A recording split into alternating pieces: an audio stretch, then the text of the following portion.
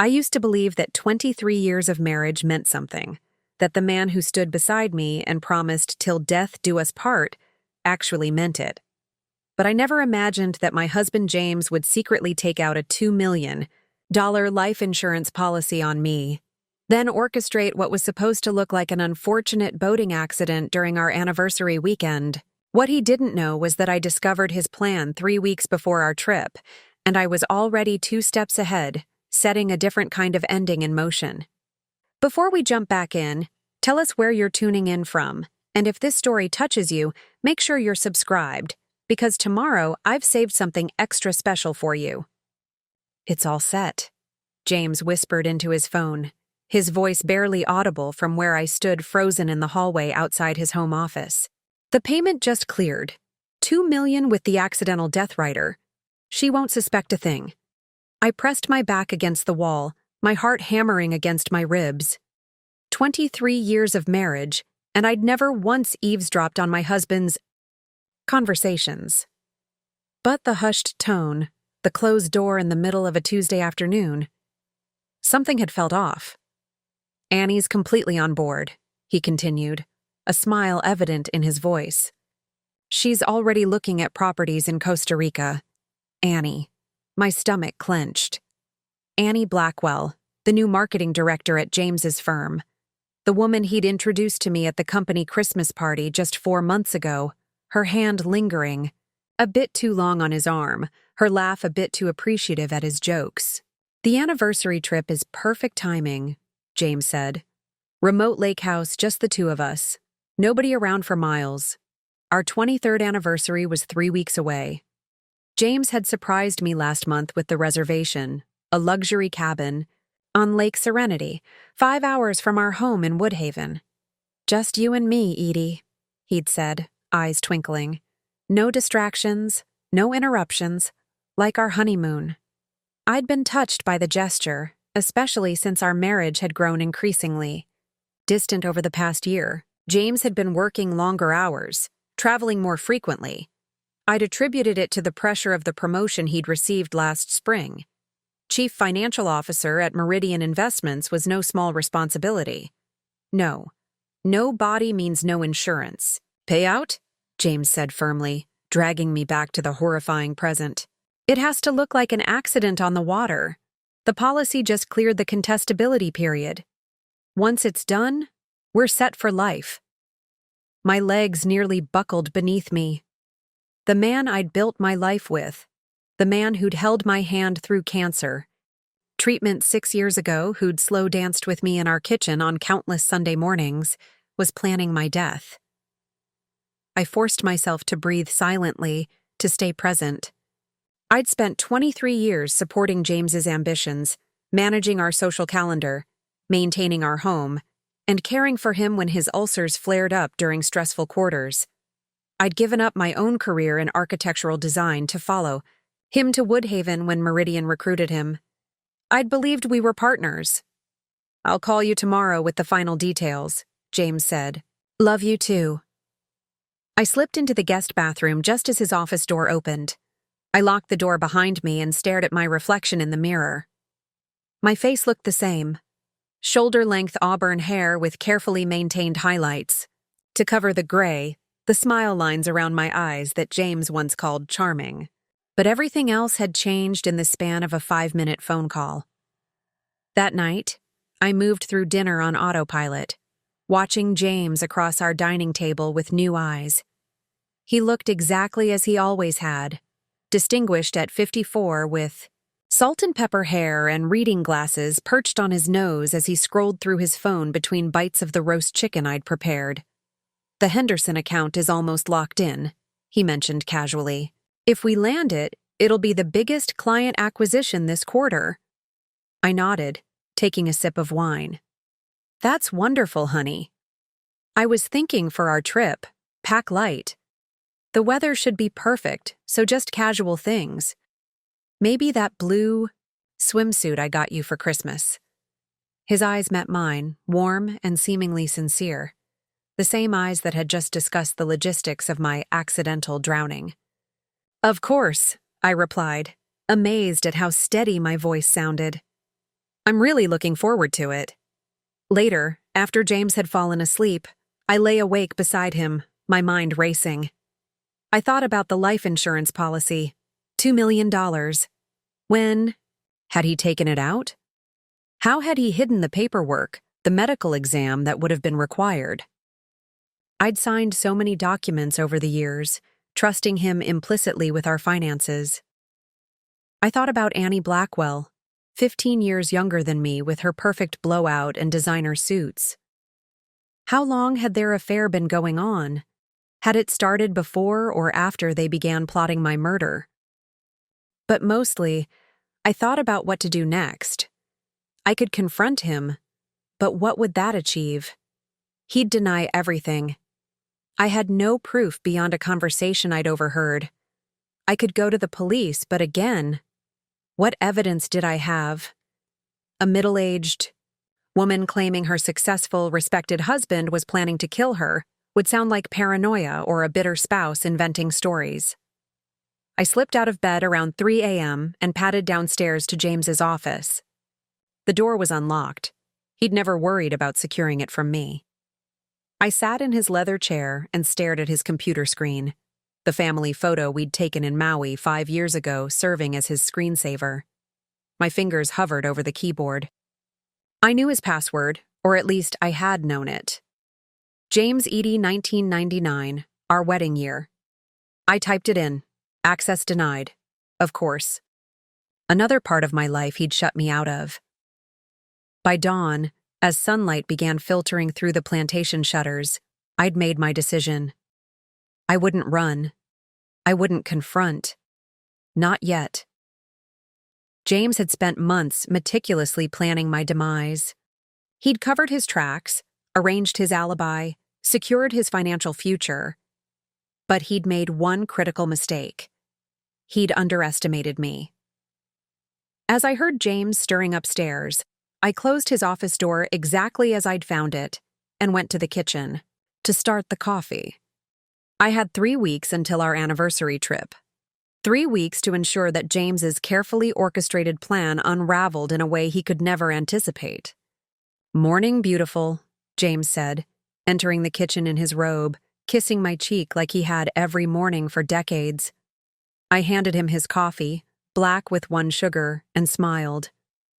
"Good morning, honey. Sleep well?"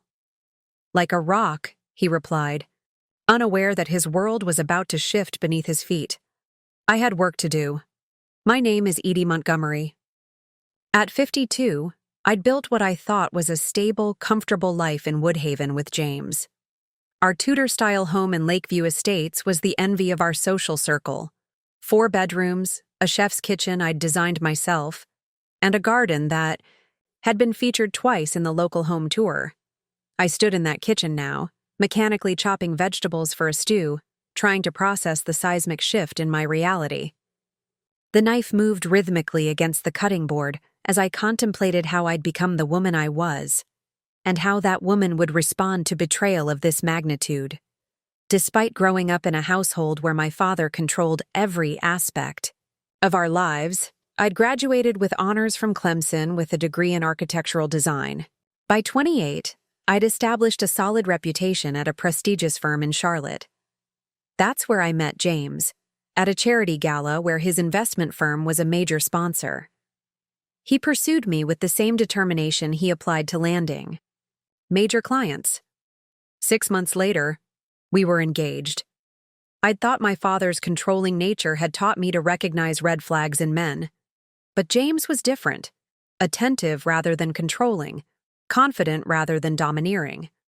Or at least, that's what I'd believed. The move to Woodhaven came 5 years into our marriage.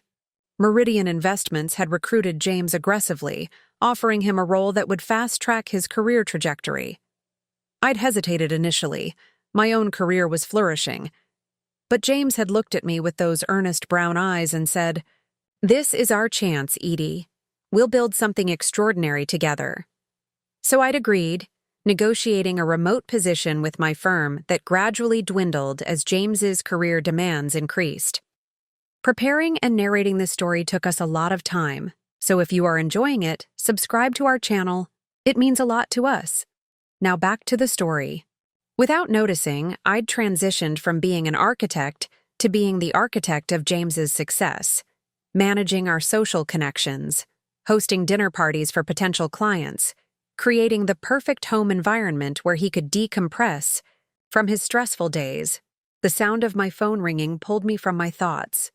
Emmylou's name flashed on the screen. My older sister had warned me about giving up my independence for James, though she'd eventually accepted him when she saw how happy he seemed to make me. "Hey, Em," I answered, working to keep my voice neutral. "You'll never guess who I ran into." "At the farmer's market," she said, her Tennessee drawl more pronounced than mine after all these years. "Thomas Weber. He asked about you, believe it or not. Said he still remembers that design presentation you gave that blew everyone away at the Charleston project. Thomas had been a colleague from my Charlotte days. He'd moved to Woodhaven 3 years ago to establish a satellite office for his architectural restoration company. We'd reconnected at a Preservation Society event, and since then, had occasionally met for coffee to discuss his historical renovation projects. He'd even consulted me on some designs, insisting my eye for detail was unmatched." "That's nice," I said vaguely. "How's he doing?" "Divorced again," Emmylou replied with a hint of suggestion in her voice. "That's 2 failed marriages. Maybe 3rd time's the charm with someone who actually shares his passion?" I sighed. "Emmylou, I'm married. To a man who hasn't taken you to a design exhibition in years," she retorted. "When's the last time James showed any interest in your talents, Edie? You used to light up talking about arch styles and spatial flow." I nearly dropped the phone. If she only knew how right she was, how completely James had stopped seeing me as a person with desires and talents of my own, how thoroughly he'd reduced me to an obstacle between himself and a new life with Annie Blackwell. "I need to go, Em. The stew's about to boil over." Fine. But think about reaching out to Thomas. As friends," she added quickly. "It's not healthy how isolated you've become." After hanging up, I stared out the kitchen window at my carefully tended garden. Emmylou was right. I had become isolated. When had I last spent time with friends who weren't connected to James's work, or our couple friends where the husbands worked with James? Even my weekly tennis matches were with the wives of James's colleagues. I had allowed myself to become defined entirely by my relationship to James, and now he was planning to literally erase me from existence. My hand trembled slightly as I reached for the wooden spoon to stir the stew. The irony wasn't lost on me. I was still preparing dinner for the man who was plotting my death. But beneath the shock and betrayal, something else was stirring in me. A sense of clarity, of purpose, that I hadn't felt in years. The Edie who had impressed Thomas Weber with her confident presentations and innovative designs, that woman was still inside me. The determined girl who'd defied her father's expectations to build her own career, she hadn't completely disappeared. I'd spent years accommodating, adjusting, adapting to what James needed. I'd told myself it was partnership, not submission. But standing in our kitchen, knowing what I now knew, I recognized the pattern for what it was. I'd allowed James to dictate the terms of my existence because it had seemed easier than confronting our growing disconnection. And now I would pay the ultimate price for that willful blindness. Unless I reclaimed the strength and independence I'd sacrificed. I turned off the stove and reached for my laptop on the counter. It was time to do some research, starting with finding out everything I could about life insurance policies, accidental death provisions, and the legal implications of what James was planning. My fingers flew over the keyboard with purpose. I searched for life insurance fraud investigation, evidence for planned murder, proving spousal murder plot, and how to document conspiracy. The more I read, the clearer my path became. James had the resources of Meridian Investments, the expertise of handling millions in assets, and the confidence of a man who'd always gotten what he wanted. But I had something more valuable. I knew he was planning to kill me, and he didn't know that I knew. The element of surprise would be my greatest advantage. As I closed my laptop and returned to the stew, I felt my posture straighten. The woman who would serve James dinner tonight wasn't the same one who had woken up beside him this morning. That Edie had been shattered by betrayal, but from those fragments, a more dangerous Edie was emerging. One with nothing left to lose, and everything to fight for. The next morning, James left for work earlier than usual. "Big presentation for the Henderson account," he explained, straightening his tie in the hallway mirror. "Don't wait up tonight. These things always run late. And we'll probably grab drinks after." I nodded, handing him the travel mug of coffee I'd prepared. "Good luck," I said, kissing his cheek as I'd done countless mornings. His aftershave, the same sandalwood scent I'd given him for Christmas, lingered on my lips as he walked out the door. As soon as his Audi disappeared down our tree-lined street, I sprang into action. I had approximately 9 hours before he might return, though based on his warning, likely longer. 9 hours to find proof of what I'd overheard. I started. In his home office, the sanctum where he'd talked so casually about ending my life. The room was meticulously organized. James had always been particular about his workspace. The solid oak desk dominated the center, facing the windows that overlooked the backyard. Bookshelves lined the walls, filled with finance texts, golf, trophies, and the occasional family photo in sterling silver frames. I sat at his computer first, trying various password combinations. Our anniversary date, his birthday, combinations of our names. Nothing worked. After 20 minutes of futile attempts, I abandoned the computer and turned my attention to the filing cabinet in the corner. The top 2 drawers contained what I expected: tax returns, property documents, investment statements, organized, labeled, precisely as James would keep them.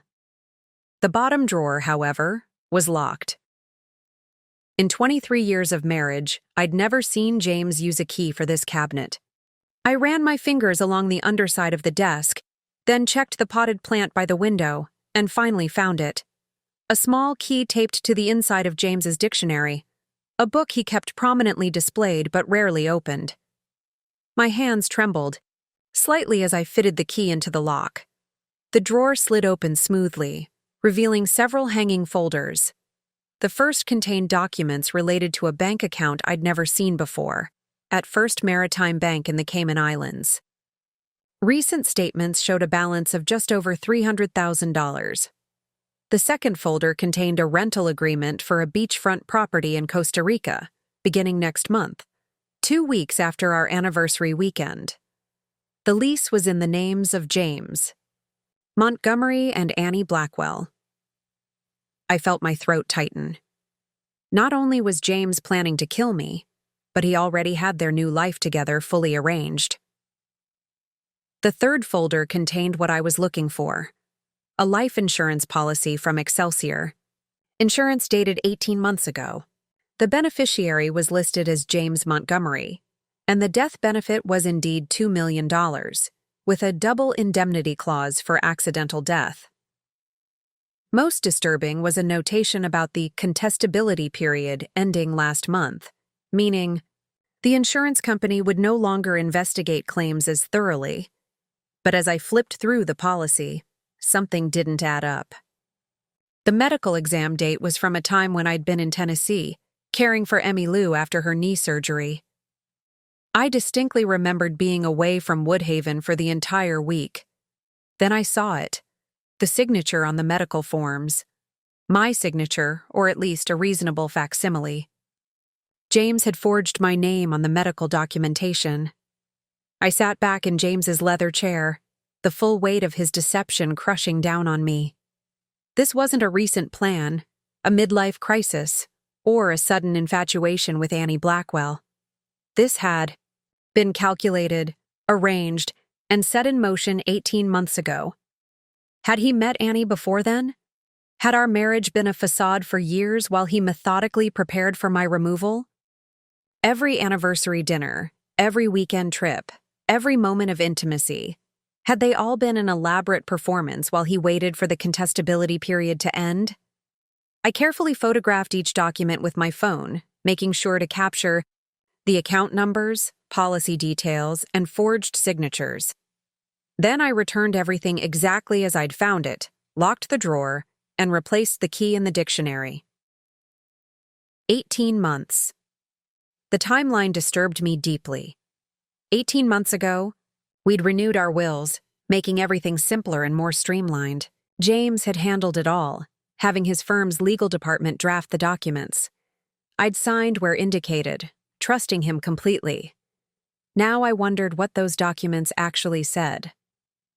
I drove to the Woodhaven Public Library, not wanting to search for sensitive information on our home network where James might discover my search history. Using a library computer, I logged into our safety deposit box inventory, at least that password I knew, and reviewed the scan of our wills.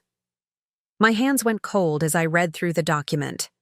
My entire estate, including my personal inheritance, from my grandmother, would go to James upon my death. I'd remembered that part. What I hadn't recalled, or perhaps hadn't noticed when signing, was the clause about medical decisions. If I were incapacitated, James would have complete authority over my medical care, including end-of-life decisions. He hadn't just planned for an accident at the lake house. He'd created a backup plan. I logged out of the system, my mind racing. As I drove home, I passed Meridian Investments' gleaming office tower downtown. James's reserved parking space was empty. Where was he really? With Annie, finalizing details of my demise? When I returned home, I went straight to our bedroom and opened my jewelry box. My grandmother's emerald ring, a family heirloom worth at least $50,000, was missing. I kept a meticulous inventory of my jewelry, photographing each piece for insurance purposes. The ring had been there last week when I'd worn it to the symphony fundraiser. In the back of my closet, I found a shoebox containing mementos I rarely looked at. Old letters, concert tickets, the dried corsage from our wedding. At the bottom was a small velvet pouch containing my first engagement ring, the modest diamond James had given me before his career took off. He'd upgraded it on our 10th anniversary to a larger stone, but I'd kept the original out of sentiment. The pouch was empty. James wasn't just planning to kill me. He was already liquidating my possessions. I sat on the edge of our bed, staring at the wedding portrait on the wall. The young, hopeful couple smiled back at me. Strangers now. I reached for my phone and pulled up the contact for Thomas Weber. Emmylou's matchmaking suggestions suddenly seemed like the least of my concerns. Thomas answered on the second ring. "Edie? This is a pleasant surprise." "Thomas," I said, my voice calmer than I felt. "I need to ask you something, and I need absolute discretion." "Of course," he replied, his tone shifting to concern. "What's wrong? Do you still have that contact at the FBI? The one who specialized in financial crimes?" There was a pause on the line. "Everett, yes, we still grab beers occasionally." "Edie, what's going on?" I took a deep breath. "I need to meet with both of you. Tomorrow, if possible. I think my husband is planning to kill me." The next day, I met Thomas and his FBI contact, Everett Daniels, at a small cafe 30 minutes outside Woodhaven. I'd told James I was visiting a garden center to look at new rose bushes, an excuse he'd never question. Gardening had become my domain years ago, something he supported financially but took no interest in beyond complimenting the results when colleagues visited. As I drove, memories of my relationship with James flooded back, taking on new, sinister dimensions in light of what I now knew. We'd met when I was working on the renovation of a historic bank building in Charlotte. James's firm was considering the space for their new offices, and he was part of the decision-making team. During my presentation, He'd asked insightful questions that showed genuine interest in the historical elements I was fighting to preserve. Later, at the reception, he'd sought me out specifically. "Your passion for your work is captivating," he'd said, handing me a glass of champagne. "It's rare to see someone so dedicated to their craft." That was the beginning, James appreciating my professional abilities, seemingly in awe of my talent. For a woman who'd grown up with a father who dismissed her career aspirations as a phase before finding a husband, James's admiration had been intoxicating. Our courtship was a whirlwind. Weekend trips to Charleston and Savannah where we'd explore historic districts, and James would listen attentively as I explained architectural details. Elegant dinners where he'd introduce me to clients as the brilliant architect reshaping Charlotte's skyline. I'd never felt so seen, so valued. The proposal came 6 months later, during a sunset sail on Lake Norman. "You've redesigned my world," he'd said, opening the velvet box containing that first modest diamond. "Will you build a life with me?" The first sign of trouble came a year into our marriage. I'd been offered a position leading a major restoration project in Savannah, a career-defining opportunity. James had initially seemed supportive, but as the start date approached, his enthusiasm waned. "Long distance will be hard," he'd said, holding me from behind as I packed my portfolio for a planning meeting. "Besides, I'm being considered for a promotion. Having my wife halfway across the country sends the wrong message about my stability." I'd postponed the project, telling myself it was a mutual compromise. 6 months later, the opportunity in Woodhaven arose, and James had been relentless in his pursuit of it. "This is our chance to really establish ourselves," he'd argued. "With my salary at Meridian, you won't need to take on stressful projects. You can be selective, work when you want to." The truth was, after we moved to Woodhaven, the projects dwindled rapidly. Without my network in Charlotte, and with James subtly discouraging me from building a new professional community, "These networking events are exhausting, Edie. Wouldn't you rather we spend a quiet evening together?" My career had gradually faded into occasional consulting work. I'd filled the void with other pursuits: the garden, volunteer work with the Historical Society, planning the dinner parties that advanced James's career. I told myself I was fulfilled, that we were partners, building his success together. Only in rare, quiet moments did I acknowledge the hollowness that had settled in my chest. The cafe came into view, a rustic building with climbing roses framing the entrance. Thomas was already there, seated at an outdoor table with a man I assumed was Everett. Thomas stood as I approached, his face tight with concern. "Edie," he said, stepping forward to embrace me briefly. "This is Everett Daniels." Everett was younger than I expected, maybe early 40s, with close-cropped dark hair and alert eyes that assessed me quickly. He didn't stand on ceremony. "Mrs. Montgomery," Thomas gave me a brief overview. "Let's hear your side directly." I placed my phone on the table, pulling up the photos I'd taken of James's secret documents. As I explained what I'd discovered, I was struck by how clinical my voice sounded, as though I were discussing someone else's life. "The policy was taken out 18 months ago," I said, showing them the forged medical forms. "But I was in Tennessee when this exam supposedly happened." He forged my signature. Everett examined the photos carefully, his expression grave. "The offshore account is concerning," he noted. "And these property records in Costa Rica, this is extensive planning." Thomas shook his head, visibly disturbed. "I can't believe James would do this. He's always seemed so devoted," I supplied, a bitter laugh escaping me. That was the performance of a lifetime. But looking back, the signs were there. I told them about James's gradual isolation of me from my professional contacts, his subtle undermining of my independence, the way he'd positioned himself as the decision-maker in our financial matters while keeping me in the dark. "Classic financial control," Everett commented, "often a precursor to more serious abuse." "What about the anniversary trip?" Thomas asked. You said that's when he's planning to do it? I nodded, twisting my wedding ring unconsciously. A remote lake house, no witnesses, deep water. The perfect setting for an accidental drowning, Everett said grimly. We need to go to the police, Thomas urged, reaching across the table to take my hand. The gesture was unexpected but comforting. Everett shook his head. Not yet. With respect, Mrs. Montgomery, what you have is compelling but circumstantial. He could claim the life insurance was a surprise gift, that the property in Costa Rica is an investment opportunity. Without direct evidence of his intent to harm you, this becomes a he said, she said situation. So, what do I do? I asked, fighting to keep my voice steady. Just wait for him to kill me? No, Everett said firmly. We gather more evidence, concrete proof of his intentions. How?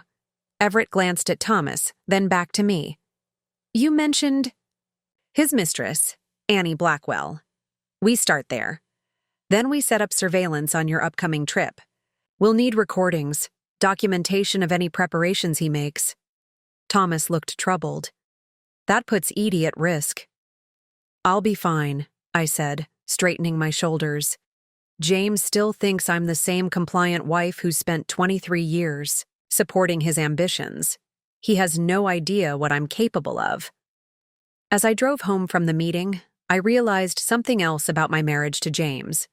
For years, I'd told myself that my sacrifices were made from love, that shelving my career was a choice born of devotion.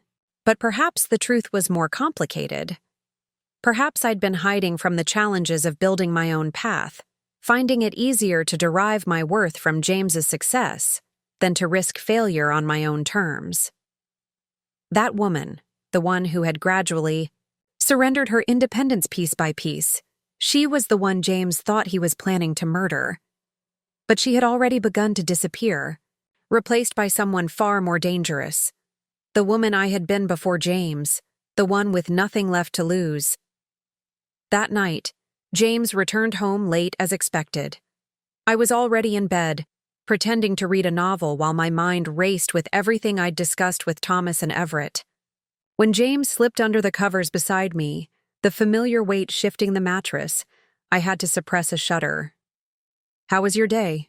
He asked, his voice warm and intimate in the dimly lit bedroom. Fine, I replied, turning a page I hadn't actually read. Found some beautiful new rose bushes for the East Garden. He leaned over and kissed my shoulder. You and those roses. The garden's already perfect, Edie.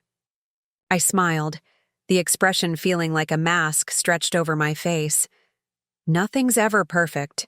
There's always room for improvement. His hand slid up my arm affectionately. The Henderson presentation went well. Patrick thinks we'll close the deal by next week. Patrick Waldorf, James's longtime colleague and friend. The same Patrick who had come to our home for dinner just last month, bringing an expensive bottle of wine and laughing at all of James's jokes. Did he know? Was he complicit in what James was planning? That's wonderful, I replied mechanically. You've worked hard for this. James nodded, settling back against his pillow. $2 million in management fees annually. It's a game changer. $2 million, the same amount he stood to gain from my death. The coincidence wasn't lost on me. We should celebrate when it's finalized, I suggested, watching his face carefully. Before our anniversary trip. A flicker of something, hesitation, unease, crossed his features before his smile reasserted itself. Absolutely, though nothing too elaborate. I want to save the real celebration for the lake house. I'm sure you do, I thought grimly. After James fell asleep, I lay awake, staring at the ceiling, listening to the even rhythm of his breathing. How could someone sleep so peacefully beside the person they were plotting to murder? Had our entire marriage been a performance? Or had something shifted over time, turning love into calculation, partnership into opportunity? The questions circled endlessly, each one opening new wounds. By morning, I was exhausted, but resolute. Over the next few days, I maintained a careful, balancing act, playing the role of oblivious, supportive wife while secretly coordinating with Everett and Thomas. Everett had begun investigating Annie Blackwell's background and movements. Thomas, meanwhile, was helping me prepare for what might come next. It was during a quiet afternoon in my garden that the full weight of my situation finally crashed down upon me. I was deadheading roses, a task that had always brought me peace, when suddenly my hands began to shake so violently I dropped the shears. 23 years. Nearly half my life spent with a man who now saw me as nothing more than a financial transaction. The ultimate betrayal wasn't just the murder plot, it was the complete erasure of my humanity, my reduction to a dollar amount on an insurance policy. I sank to my knees in the soft earth, tears finally breaking through the stoic facade I'd maintained. What had I done to deserve this? Had I been so blind, so complicit in my own diminishment that James had come to see me as dispensable? But alongside the grief came something else. Anger. White-hot, clarifying rage that burned through the confusion and self-doubt. I hadn't asked for this. I had been loyal, supportive, accommodating to a fault. I had compromised my own ambitions to advance his. And this was how he repaid me? As I knelt there among the roses I'd so carefully tended, soil staining my gardening pants, I was seized by a powerful urge to grab my car keys, drive to Meridian Investments, and expose James publicly, to shame him before his colleagues, to watch his carefully constructed reputation crumble in real time. But that impulse, satisfying as it might be in the moment, would accomplish nothing. James would deny everything, paint me as unstable, perhaps even expedite his plans. No, this required patience and precision, qualities I'd refined over years of architectural work and garden cultivation. My phone buzzed with a text from Thomas. "Updates from me. Can we meet tomorrow?" I wiped my tears, brushed the dirt from my knees, and replied with a time and place. That evening, James suggested we have dinner at Le Jardin, an upscale French restaurant downtown. To discuss anniversary trip details, he explained with a boyish grin that once would have charmed me. Over candlelight and expensive wine, he outlined the activities he'd planned for our weekend: hiking trails around the lake, a rented motorboat, for exploring the water, a special dinner on our actual anniversary night. "I've arranged for champagne and your favorite chocolate-covered strawberries to be waiting in the cabin," he said, reaching across the table to take my hand. 23 years deserves a proper celebration. I smiled, squeezing his fingers while imagining them preparing to push me overboard. "It sounds wonderful, James. You've thought of everything." His eyes met mine, sincere and warm. "You deserve it, Edie. After everything you've done for me, for us. I want this anniversary to be unforgettable." That, at least, was not a lie. Later, as we drove home, James spoke about the future. Renovation plans for the kitchen, a possible trip to Europe next spring, investments he was considering for our retirement. The sheer audacity of it stunned me. He was spinning elaborate fictions about a shared future he had no intention of creating. I played along, suggesting tile options for the backsplash and mentioning villages in Provence. I'd love to visit, places I knew he'd never see with me. In our driveway before exiting the car, James leaned over and kissed me tenderly. "I love you, Edie. I don't say it enough, but I do." For a moment, just a heartbeat, doubt crept in. Could I be wrong? Could this all be a terrible misunderstanding? Then I remembered the life insurance policy with my forged signature. The Costa. Rica property leased in his name and Annie's? The offshore account? The missing jewelry? "I love you too," I replied, the words hollow yet perfectly delivered. As I got ready for bed that night, I caught my reflection in the bathroom mirror. Behind the carefully maintained appearance, the highlighted hair, the expensive night cream James had given me for my birthday, I saw something new in my eyes, resolve hardening into determination. The battle raging within me, between grief for what I'd lost and rage at the betrayal, was settling into something colder and more focused. If James wanted to play a deadly game, he would discover I was a far more formidable opponent than he had calculated. I no longer questioned whether I could go through with my counterplan. The only question that remained was how much of myself would be left when it was over. The next morning, I met Thomas at a small bakery in neighboring Millfield, where no one would recognize me. Everett joined us shortly after, sliding into the booth with a manila folder that he kept closed for the moment. "We have developments," he said without preamble, his voice low. "Some you'll want to hear, some you won't." I wrapped my hands around my coffee mug, steadying myself. "Tell me everything." Everett opened the folder, revealing surveillance photos of James and a blonde woman I recognized as Annie Blackwell, entering a hotel in Charlotte. These were taken 2 days ago during the Henderson presentation. The knowledge of James's affair wasn't new, but seeing photographic evidence still felt like a physical blow. In the images, his hand rested possessively on the small of her, back as they walked through the revolving door, both smiling intimately. "We also ran a background check on Ms. Blackwell," Everett continued. "This isn't her first involvement with a married executive." He slid another document toward me, a settlement agreement between Annie and her previous employer, Wilson Financial. The confidential agreement, which Everett had somehow obtained, detailed a harassment claim Annie had filed against the firm's then CFO, a married man named Robert Kingsley. She received a $400,000 settlement, Everett explained. Kingsley's marriage ended, and he was quietly moved to a subsidiary. 6 months later, he died in a car accident. Single vehicle, late at night, high blood alcohol level. I felt a chill run through me.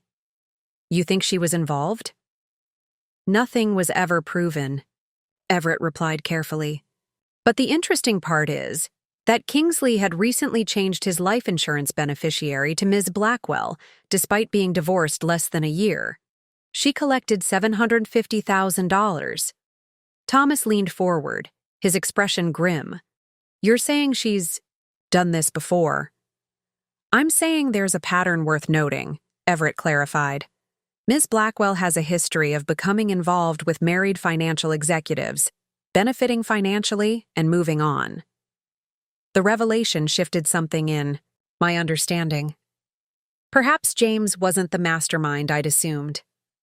Perhaps he too was being manipulated. Not that it excused what he was planning. "There's more," Everett said, producing financial records. "James has been systematically liquidating assets for months. Your jewelry is just the beginning. He's sold off investment properties you jointly owned, cashed in bonds, and even taken a loan against his 401k. I scanned the documents, recognizing some transactions but completely blindsided by others. "How could he sell properties without my signature?" Everett's expression darkened. "The same way he secured your life insurance. Forgery. He's quite good at it." My stomach churned. The scale of James's deception was expanding beyond what I'd imagined. He hadn't just planned my death, he'd been systematically erasing my financial existence for over a year. "Wait," I said, something occurring to me. "The properties, the investments. Wouldn't I have received tax documents? Notifications?" Thomas and Everett exchanged glances. "That's the other issue," Everett said reluctantly. "We believe James has been intercepting your mail, possibly for years." I felt myself go cold. "That's not possible. I get mail every day." "Selective interception," Everett clarified. "Financial statements, legal notices, anything related to joint assets. We checked with several institutions. They've been sending statements to your home address, but the online accounts all have email notifications directed to addresses you don't appear to have access to." The violation was profound. While I'd been tending my garden and hosting his business dinners, James had constructed an elaborate system to keep me financially blind. The anniversary trip is in 10 days, I said, trying to focus on the immediate threat. What's our next step? We've hit a complication there, too, Everett admitted. The lake house property is extremely isolated, as you mentioned. But it's also outside my jurisdiction, and without concrete evidence of an imminent crime, I can't officially involve local authorities. So I'm still on my own, I summarized flatly. Not entirely, Thomas interjected. I've rented a cabin half a mile from yours, close enough to respond quickly if needed, but not so close that James would notice. I looked at him in surprise. Thomas, you can't— I can, and I will, he said firmly. I'm not leaving you alone out there with him. A wave of gratitude washed over me, followed immediately by a new worry. If anything happens to me, James will be the first person investigated. He must know that. He's too smart to leave evidence. That's where these come in, Everett said, producing a small case.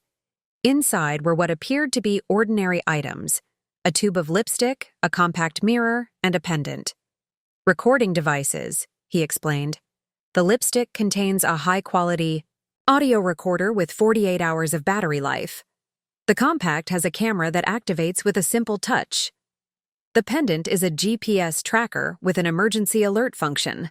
I picked up the pendant, studying the delicate silver design that concealed life-saving technology. And if I get him to confess, record his plans? Then we have what we need to arrest him before anything happens, Everett confirmed. As I drove home, my mind spun with everything I'd learned. The complications were mounting, the danger increasing.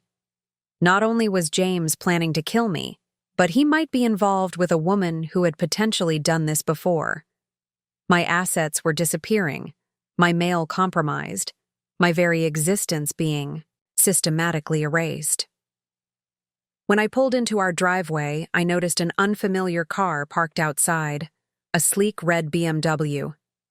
Female laughter drifted from the backyard, mingling with James's deeper tones. I walked around the side of the house to find James and Annie Blackwell sitting at our patio table, drinking wine in the afternoon sun. My rose bushes provided a perfect backdrop for their tableau, their scent perfuming the air. James looked up, his expression showing momentary alarm before smoothing into a welcoming smile. Edie, you're home early. You remember Annie from the Christmas party, right? She dropped by to go over some marketing materials for the Henderson account. Annie stood, extending her hand as if we were being introduced at a cocktail party rather than in my own garden. Edie, so lovely to see you. Again. James talks about you constantly. I shook her hand, noting her firm grip, her flawless manicure, the subtle diamond tennis bracelet at her wrist. Was it purchased with funds from my liquidated assets? Or perhaps a gift from Robert Kingsley before his convenient accident? What? A surprise, I said, my voice pleasantly neutral. I would have prepared something if I'd known we were having guests. Oh, don't worry about me, Annie said with a dismissive wave. I can't stay long. Just wanted James's input on these designs. Before the weekend, she gestured to marketing materials spread across the table, a convincing prop for their supposed professional meeting. Will you join us for a glass of wine? James asked, already reaching for another glass. I smiled, slipping easily into the eye. Role of gracious hostess I'd perfected over 2 decades. I'd love to.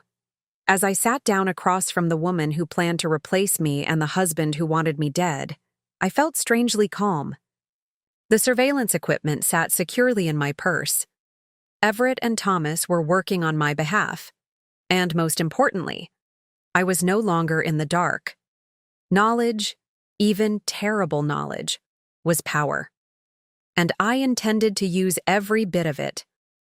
Wine with James and Annie stretched into an hour of excruciating small talk. I maintained my composure, asking Annie about her marketing background, complimenting her bracelet, and discussing the Henderson account as if this were any normal business meeting. All the while, I was acutely aware that I was sitting across from the architects of my planned demise. When Annie finally left, James seemed relieved but wary, watching me carefully as I cleared the wine glasses. "She's quite impressive," I commented, rinsing a glass in the kitchen sink. "Very polished." James leaned against the counter beside me. "One of our best hires in years. Patrick thinks she'll be running the marketing department within 5 years. If she's not in Costa Rica spending my life insurance money," I thought. "I'm going to take a bath," I said, pressing a light kiss to his cheek. Long day. In the sanctuary of our master bathroom, I locked the door and sank into the hot water, letting the steam envelop me. The confrontation with Annie had shaken me more than I wanted to admit. Seeing her in my home, by my rose bushes, chatting with my husband about a future they intended to create over my dead body, it had made everything horrifyingly real. My phone buzzed with a text from Emmy Lou. "Checking in. Haven't heard from you in days." I hesitated, then called her instead of texting. I needed to hear a familiar voice that wasn't plotting against me. "Well, this is a surprise," Emmy Lou answered, my phone-averse sister actually calling instead of sending those 2-word texts. "I miss you," I said simply, my voice catching slightly. "Edie? What's wrong?" Her tone shifted immediately from teasing to concerned. Part of me wanted to tell her everything, about James's betrayal, the life insurance, Annie Blackwell. Emmy Lou had never fully trusted James, had always maintained a skeptical distance despite my protests.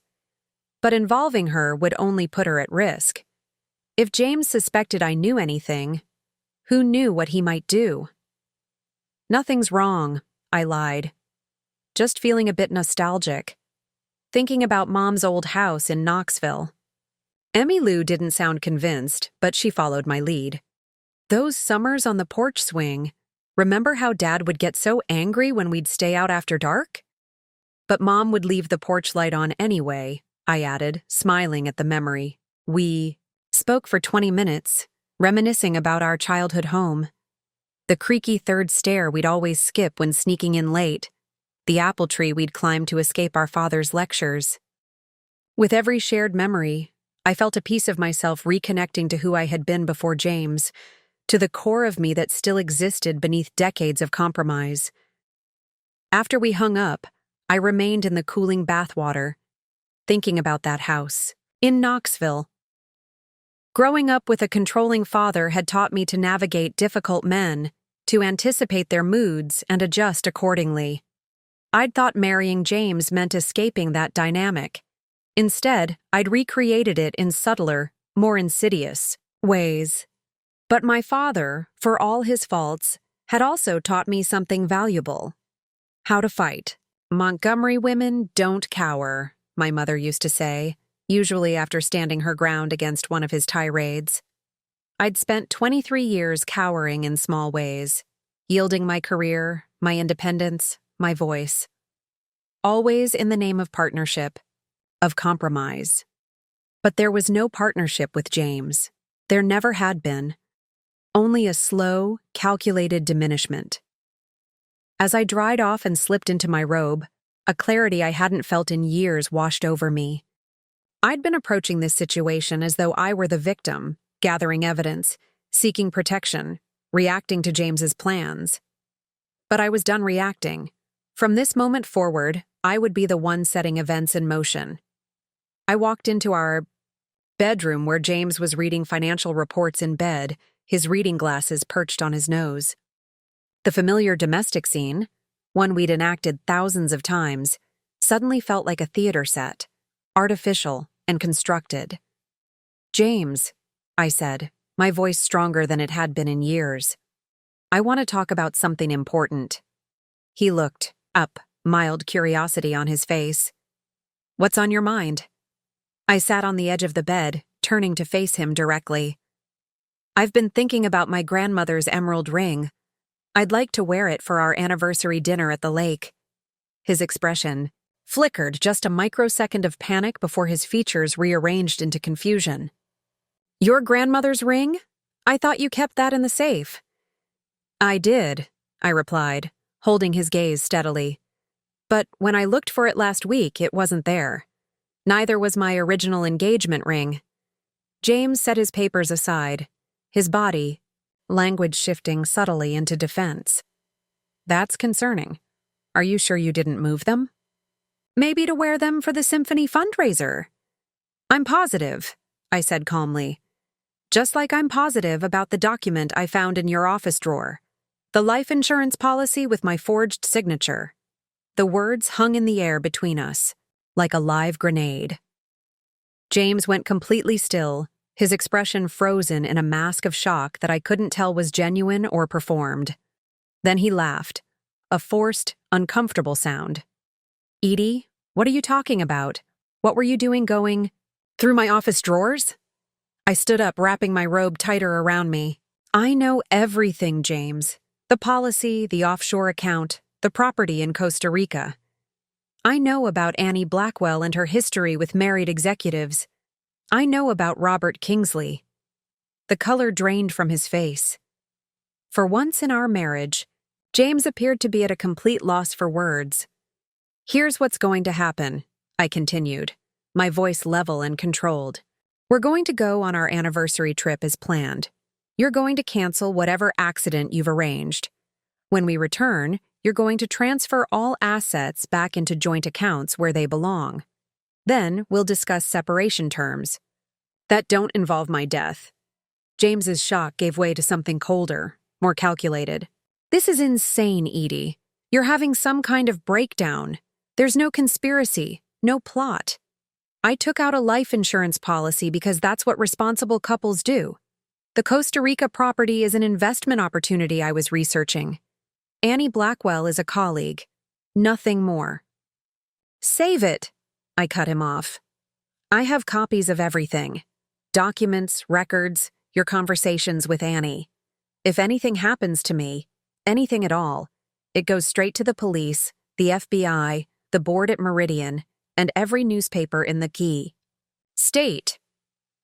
This was a bluff. I didn't have recordings of their conversations yet, but James couldn't know that. He stared at me, his eyes narrowing slightly as he recalculated. You've always had an active imagination, Edie, but this is beyond imagination. This is delusion. Maybe we should call Dr. Mitchell, get you an appointment. His shift to gaslighting was predictable, making me doubt my own perceptions, painting me as unstable. It might have worked a week ago, not anymore. We're going to the lake house, I said firmly. You're going to fix this, James, or I will. As I walked out of our bedroom, I heard him pick up his phone. No doubt calling Annie to warn her, to strategize their next move. Let them plan. Let them think they could outmaneuver me. In our kitchen, I opened a bottle of wine and poured myself a glass with steady hands. I wasn't naive enough to believe that direct confrontation had solved anything. If anything, I'd just accelerated. James's timeline forced him to adapt. The anniversary trip would now be more dangerous than ever.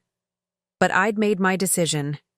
No more hiding, no more pretending ignorance. I was done being the passive participant in my own life, and potentially, my own death. For the first time in decades, I felt fully alive, electric with purpose. James had always underestimated me. It was time he learned exactly how costly that mistake would be. By morning, James had composed himself, presenting the calm, reasonable demeanor that had charmed colleagues and clients for decades. I've been thinking about our conversation, he said over breakfast, his tone gentle as if addressing someone fragile. You're under a lot of stress, Edie. Planning the garden redesign, the anniversary, the charity auction next month. It's a lot. I sipped my coffee, watching him construct his narrative. I'm worried about you, he continued. These suspicions about me, about Annie, they're not healthy, not rational. I wonder if you might be experiencing some early perimenopausal symptoms. Dr. Mitchell mentioned that can sometimes cause anxiety, even paranoia. I nearly laughed. Of course he would medicalize my accusations, reduce them to hormonal imbalance. It was the perfect defense. not denying my claims outright, but suggesting they stemmed from a condition that needed treatment rather than investigation. "You may be right," I said, surprising him with my apparent capitulation. "I haven't been sleeping well. Everything feels heightened lately." Relief flashed across his face. "I understand. Why don't we postpone the lake house trip? Focus on getting you some help instead?" I shook my head. "No, I've been looking forward to our anniversary. I think getting away might be just what I need to clear my head." His fingers tightened slightly around his coffee mug. The only sign? That my insistence on the trip had unsettled him. "If you're sure," he said carefully. "But let's schedule an appointment with Dr. Mitchell when we get back." "Absolutely," I agreed.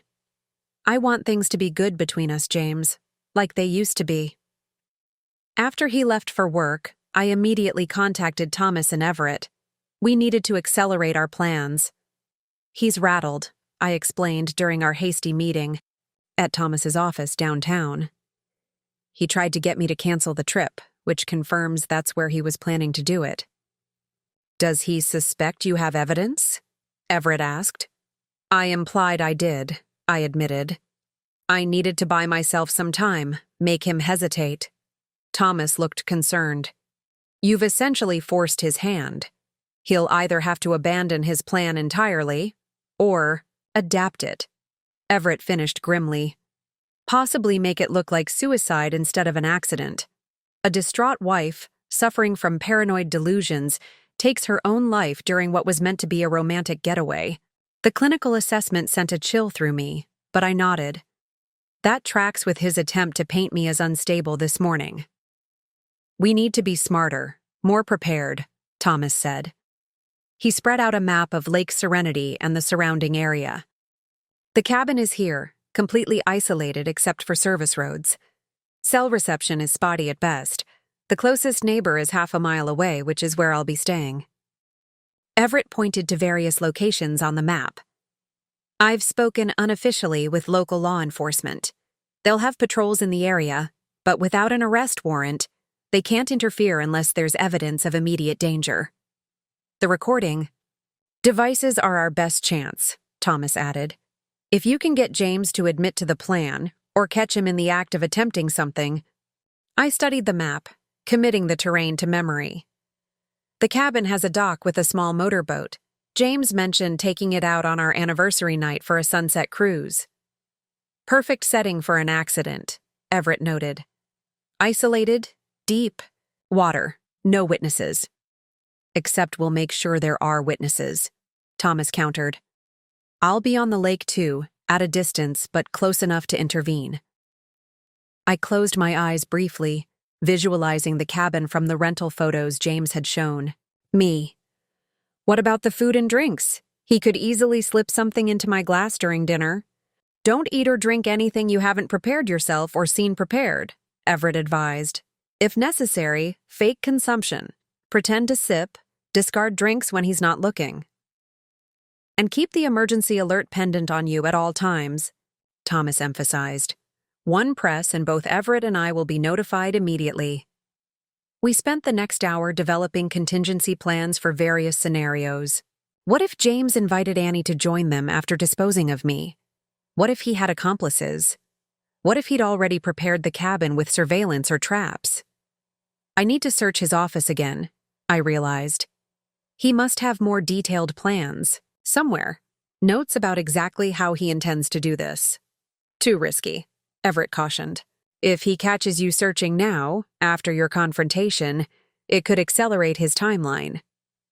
"Besides," Thomas added, "the most dangerous element isn't the plan itself, but the improvisation. If he feels cornered, he'll adapt." As our meeting concluded, Thomas walked me to my car, his expression heavy with concern. "Edie, are you absolutely certain you want to go through with this? We could find another way to gather evidence, something that doesn't put you directly in harm's way."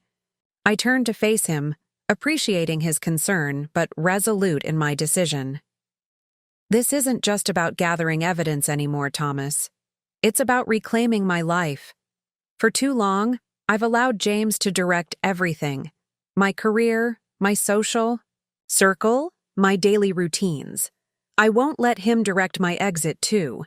Thomas nodded slowly. I understand. But promise me you'll prioritize your safety above everything else. No evidence is worth your life. I promise, I said, touching his arm briefly. But there's something James never understood about me. Something he's about to learn. What's that? I'm my mother's daughter, too, not just the compliant woman he molded. And my mother never backed down from a fight. The next few days passed in a strange, tense rhythm. James and I moved around each other carefully, both pretending that our late-night confrontation hadn't fundamentally altered our relationship. He was solicitous, bringing me tea in the evenings, asking about my day with apparent interest. I played along, gradually appearing to soften, to doubt my own accusations. I've been thinking, I told him 2 nights before our trip, deliberately sounding hesitant. Maybe I did overreact. Things have been so stressful lately, and with the anniversary coming up, I think I just let my imagination run wild. Hope flickered in his eyes. Hope that his gaslighting had worked, that I was backing down. It's all right, sweetheart. We all have moments of doubt. He held me that night, his arm draped possessively across my waist as we slept. The same arm that might try to hold me underwater in 2 days' time. While James was at work, I prepared meticulously for the trip. I studied the lake's topography, memorized emergency escape routes from the cabin, and practiced quickly activating the recording devices Everett had provided. I packed clothing with hidden pockets for the surveillance equipment, comfortable shoes I could run in if necessary, and a small waterproof bag containing copies of all the evidence I'd gathered.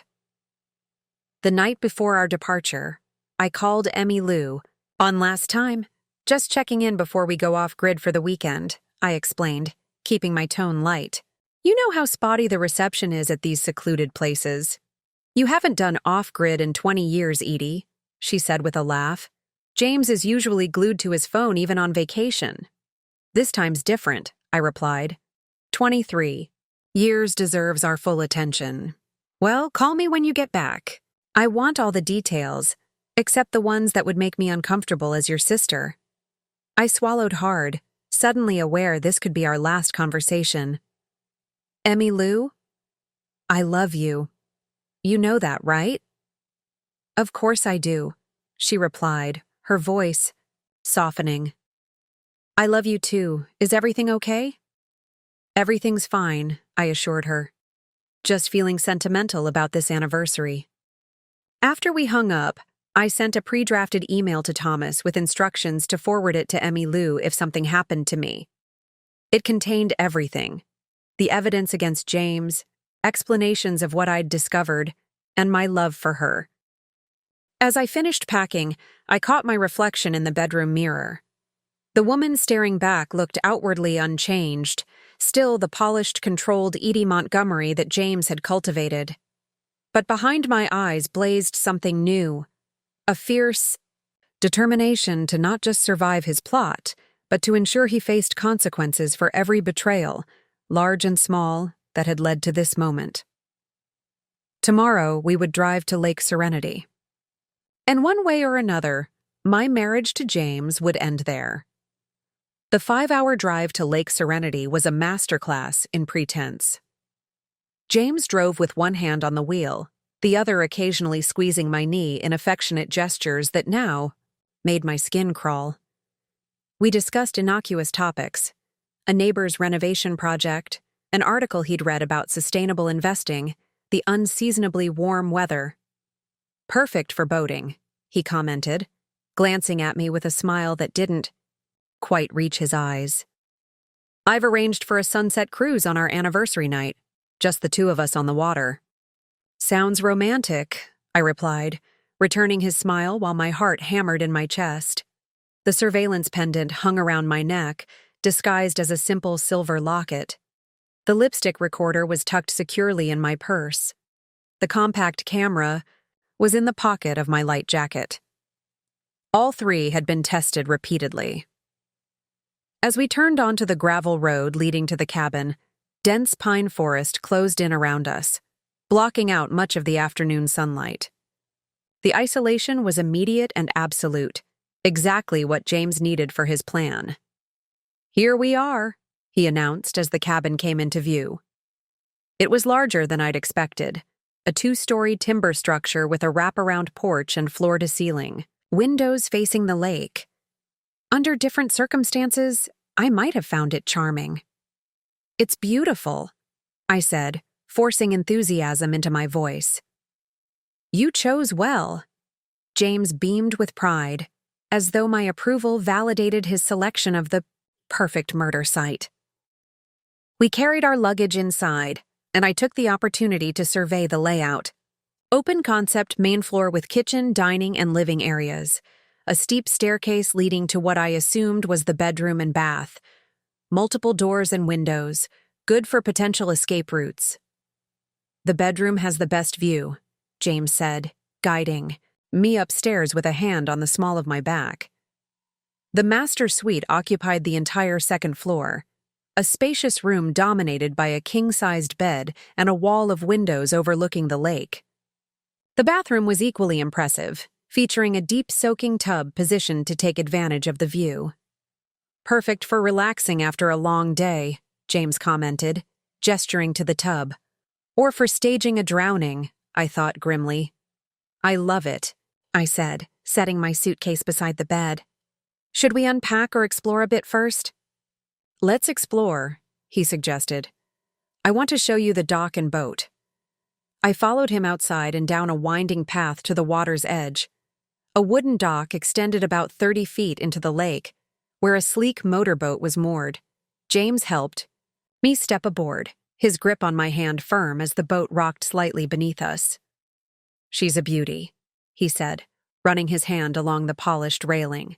"Fully fueled and ready to go. I thought we'd take her out tomorrow evening, open her up a bit on the water." I made appropriate noises of admiration while mentally calculating distances, depths, and currents. The lake stretched wide and deep before us, its surface a deceptive calm that concealed dangers below. "Is the water cold?" I asked casually. "Freezing," James replied with an odd emphasis. "Especially after sunset. The locals say if you fall in at night, you've got maybe 15 minutes before hypothermia sets in." The warning was clear, though couched in seemingly innocent information. I suppressed a shudder and instead leaned against him affectionately. "Then I'll be sure to stay in the boat, or better yet, stay close to you." We returned to the cabin, where James insisted on preparing dinner, a change from our usual routine at home, where cooking had long been my domain. I watched him carefully as he chopped vegetables and seared steaks, noting how he kept my wine glass full while barely touching his own. "To 23 years, he toasted, raising his glass. I smiled and lifted mine in response, pretending to sip while actually letting the wine barely touch my lips. Throughout dinner, I maintained the charade of drinking steadily, growing incrementally, more relaxed and less guarded. "The steak is perfect," I praised, though I'd eaten only a few small pieces, suspicious of what might have been added to the seasoning. "Only the best for our anniversary," James replied, reaching across the table to take my hand.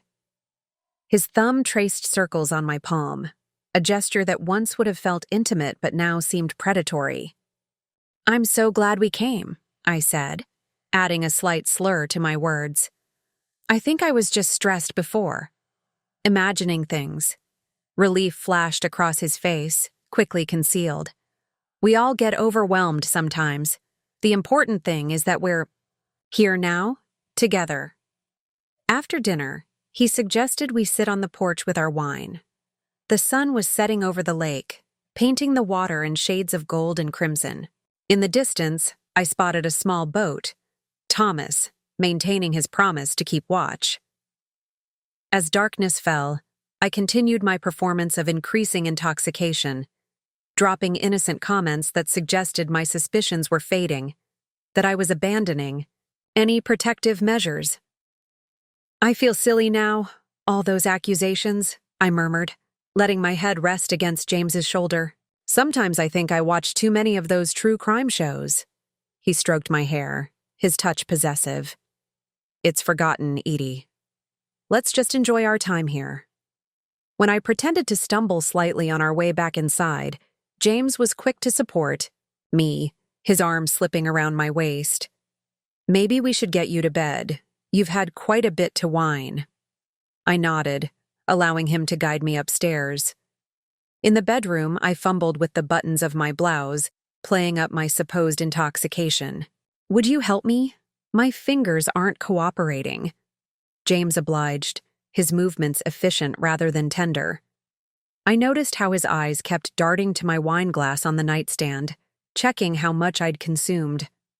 I'll just freshen up, I said, taking my toiletry bag into the bathroom. Once alone, I quickly activated the lipstick recorder and slipped it into the pocket of my robe.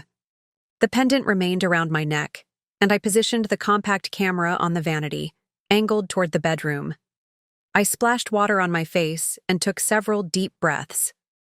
Through the bathroom door, I could hear James moving around the bedroom. A drawer opening and closing. The clink of glass against wood. When I emerged, James was sitting on the edge of the bed, his phone in hand. He set it aside quickly, offering me a smile that didn't reach his eyes. I've brought up a fresh glass of water for you, he said, indicating the nightstand. I glanced at the glass, noticing a slight cloudiness to the water. That's thoughtful, thank you. Instead of drinking it, I moved to the windows, gazing out at the moonlight reflecting off the lake's surface. It's so beautiful here, so peaceful.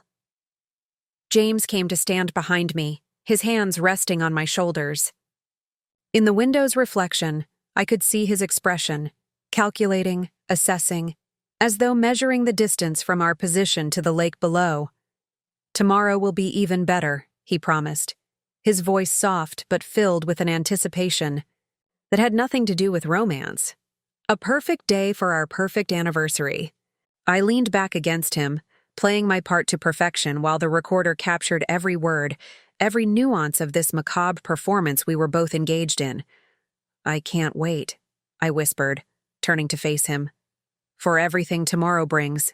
In the dim light of the bedroom, our eyes met in silent acknowledgement. The hunter and the hunted, each believing they had the upper hand.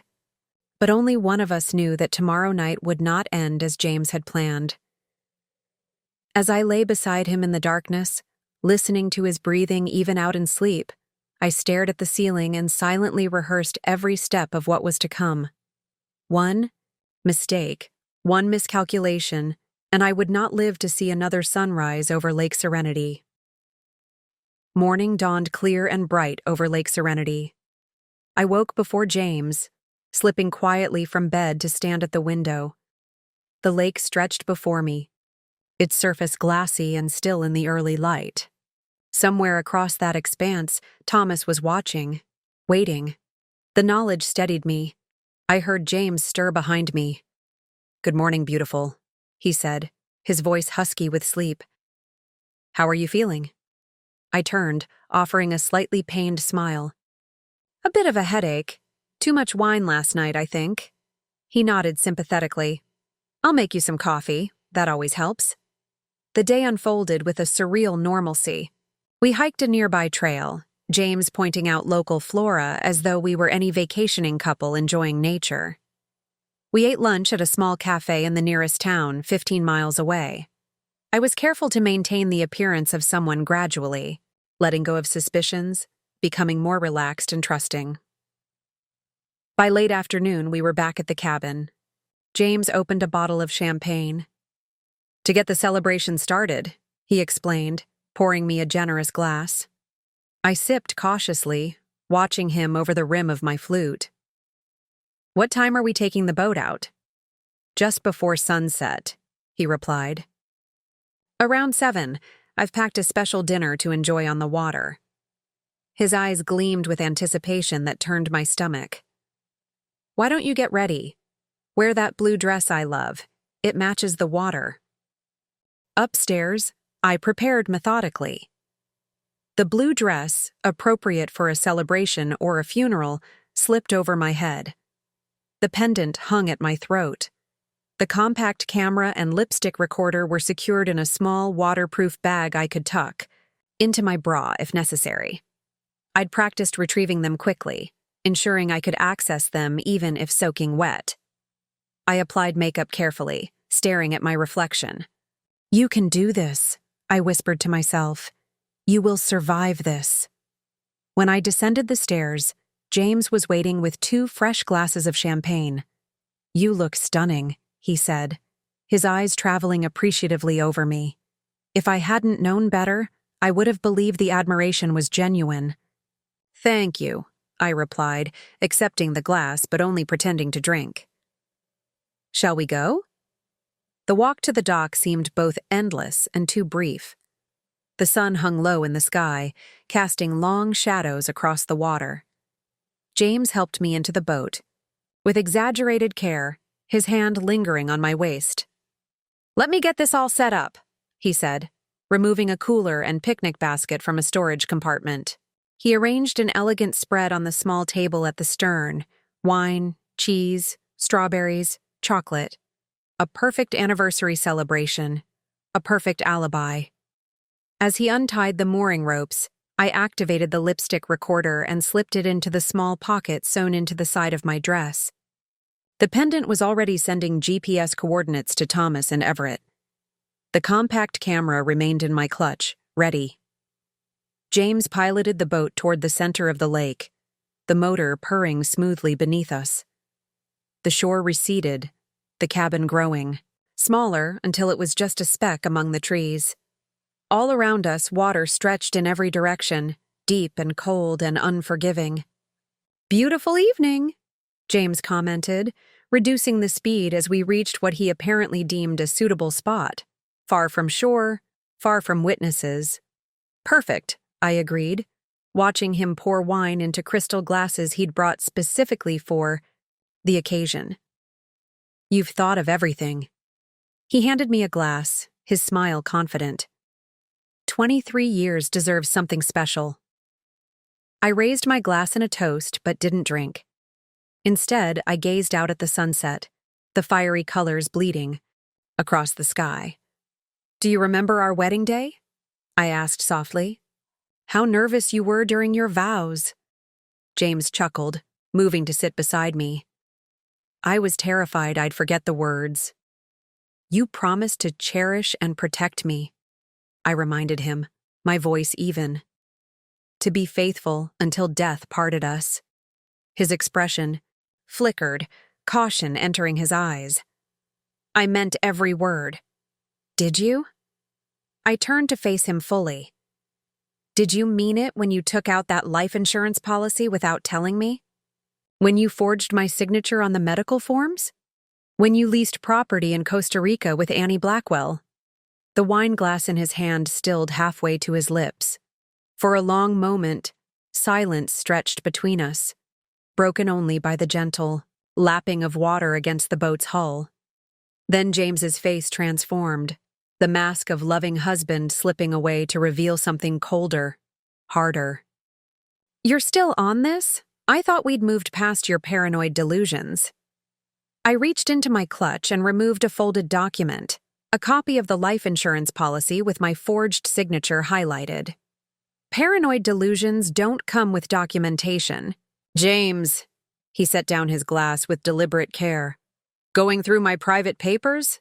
That's a violation of trust, Edie." "Trust?" I laughed, the sound sharp against the evening quiet. "You've been planning my death for over a year. Was that a violation of trust?" His expression darkened. "You have no idea what you're talking about." "I know about the Cayman Islands account," I continued, watching his face. "The missing jewelry, the property in Costa Rica. I know about Annie Blackwell and what happened to Robert Kingsley after he changed his life insurance beneficiary." James stood abruptly, causing the boat to rock. His hand moved toward the ignition. "We're going back. You're clearly not well." "Oh, I'm very well," I replied, remaining seated. "In fact, I've never seen things more clearly, including what you put in my wine glass last night. And likely in this one too." His eyes darted to the glass in my hand, then back to my face. Something shifted in his demeanor, the careful pretense dropping away like a discarded coat. "What do you want, Edie?" he asked, his voice suddenly businesslike. "Money? Is that it? You found the policy and thought you could blackmail me?" I laughed again, incredulous at his audacity. "I want to live, James.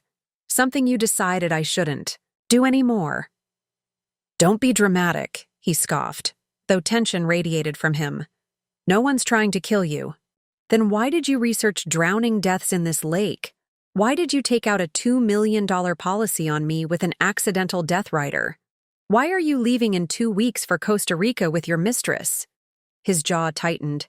"You've clearly constructed an elaborate fantasy.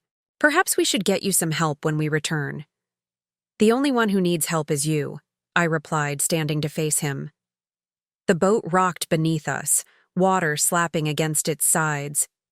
"Because I've already contacted the FBI. They have everything. The forged documents, the offshore accounts, your travel plans with Annie. They're watching us right now." His eyes scanned the lake, finding nothing but empty water. "You're bluffing." "Am I?" I touched the pendant at my throat. "This is a GPS tracker and emergency alert. The compact in my clutch is a camera. The lipstick in my pocket is recording every word you say."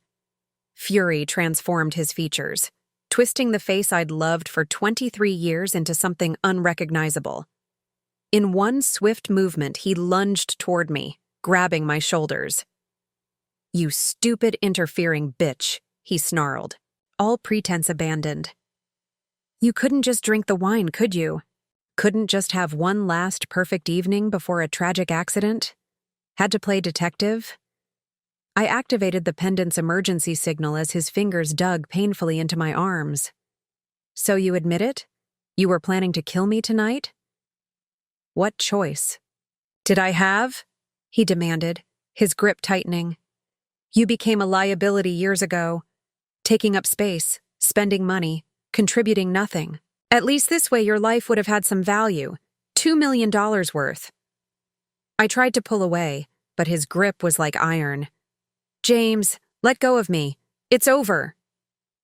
"It's over when I say it's over," he growled, pushing me toward the edge of the boat. "No body, no crime scene, remember? You went overboard in a tragic accident. Too much wine, lost your balance." As he forced me backward, my foot caught on the picnic cooler. I stumbled, my upper body tipping toward the water. James pressed his advantage, pushing harder. In that critical moment, with the cold lake yawning beneath me, I made my move. Instead of resisting his force, I grabbed his wrists and used his momentum against him, pulling him forward as I pivoted to the side. James, unprepared for this maneuver, lurched forward with a startled cry. His feet left the deck, and for one suspended moment, he hung in the air, his expression shifting from rage to shock. Then he plunged into the lake with a tremendous splash. James surfaced immediately, sputtering and cursing.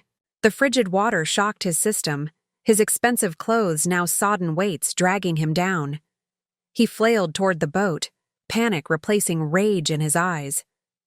"Edie," he gasped, reaching for the side of the boat. "Help me up." I stood at the railing, looking down at my husband of 23 years thrashing in the water he'd intended to be my grave. "Why should I?" I asked calmly. "You were just trying to kill me." I didn't," he spluttered, his teeth already beginning to chatter. "Please, the water's freezing. You know I'm not a strong swimmer." Another irony. James had always avoided swimming, claiming chlorine irritated his skin. Now I wondered if it had been deliberate, ensuring I wouldn't expect him to jump in after me when he staged my accident. "The locals say you have about 15 minutes before hypothermia sets in," I reminded him, repeating his own words from yesterday. "Isn't that what you told me?" Terror flashed across his face. "Edie, please. I'm sorry. Whatever you think I did, we can work it out." Just help me back into the boat. I could hear the distant hum of an approaching motor. Thomas, responding.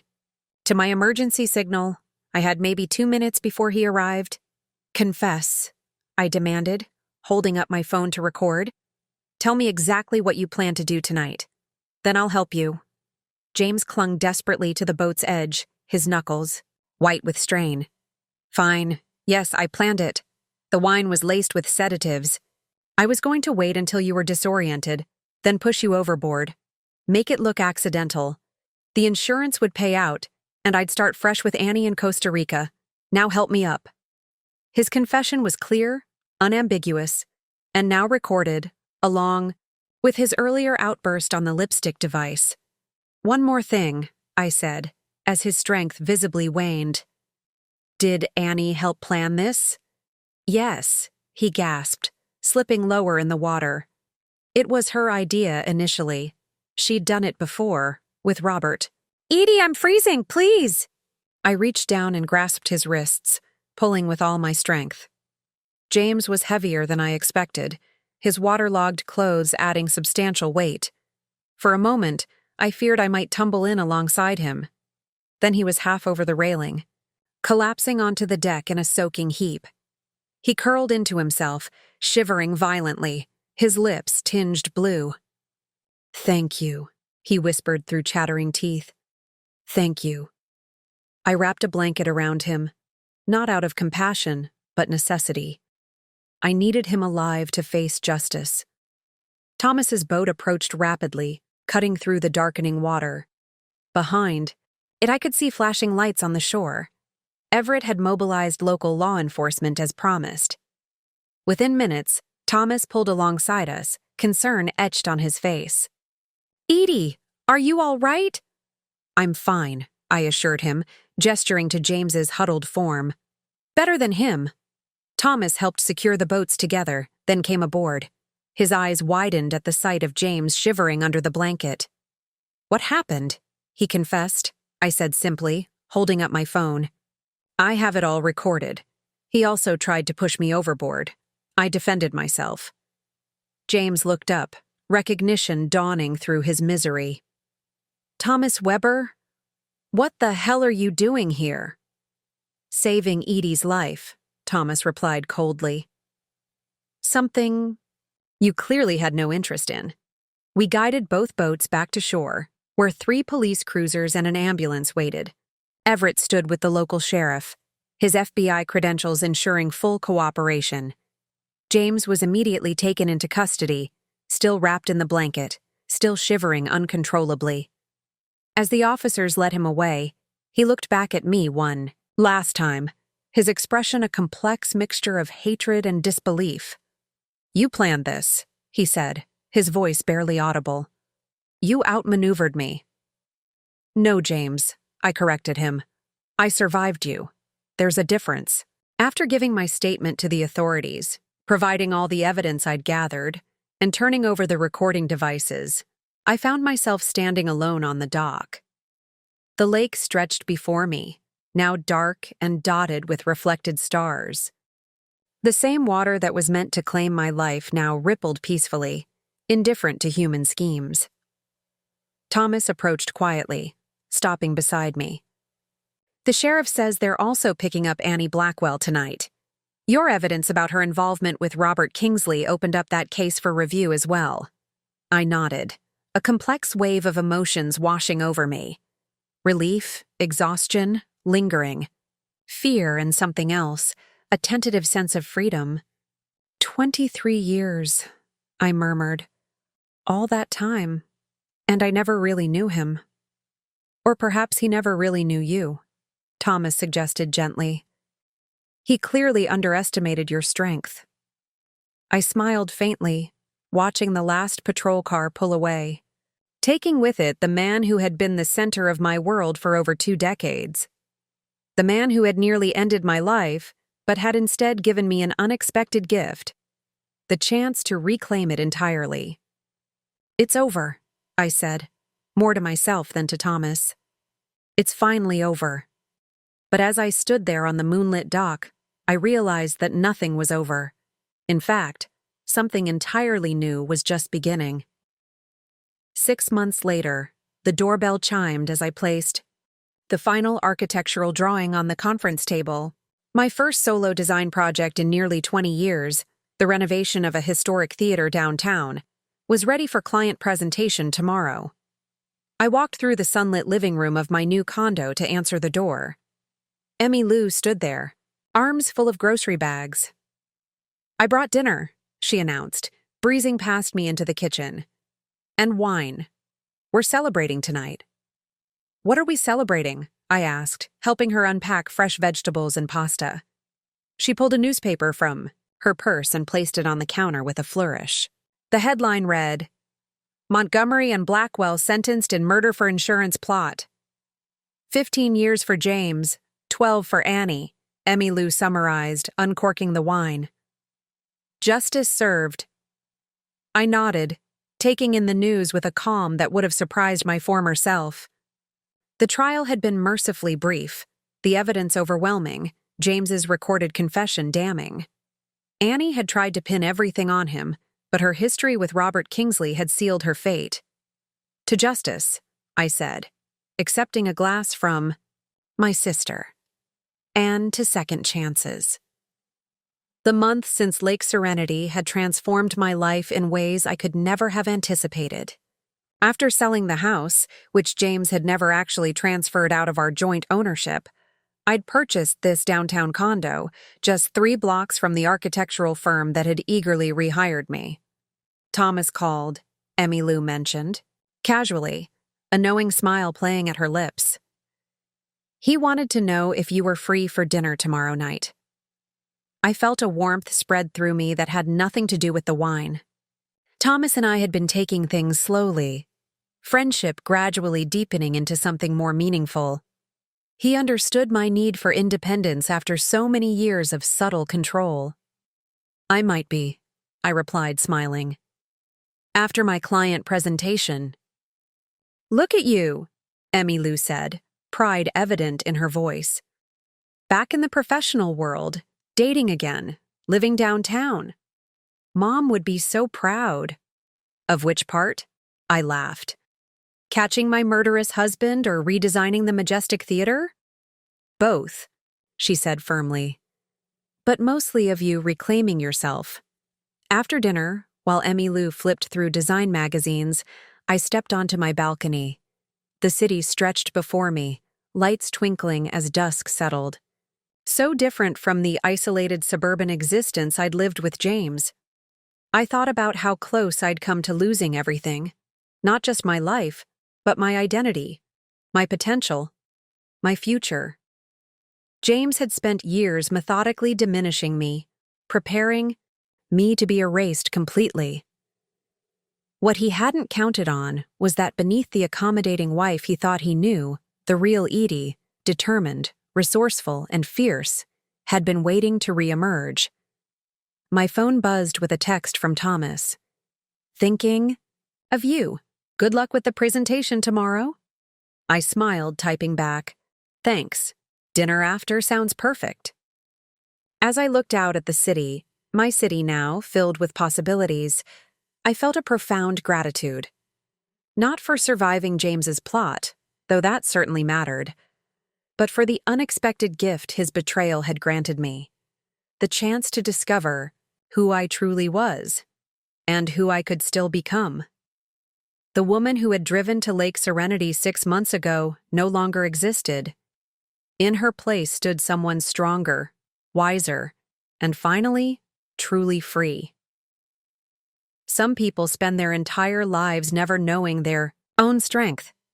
I had discovered mine just in time, and that made all the difference. Up next, you've got 2 more standout stories right on your screen. If this one hit the mark, you won't want to pass these up. Just click and check them out. And don't forget to subscribe and turn on the notification bell so you don't miss any upload from us.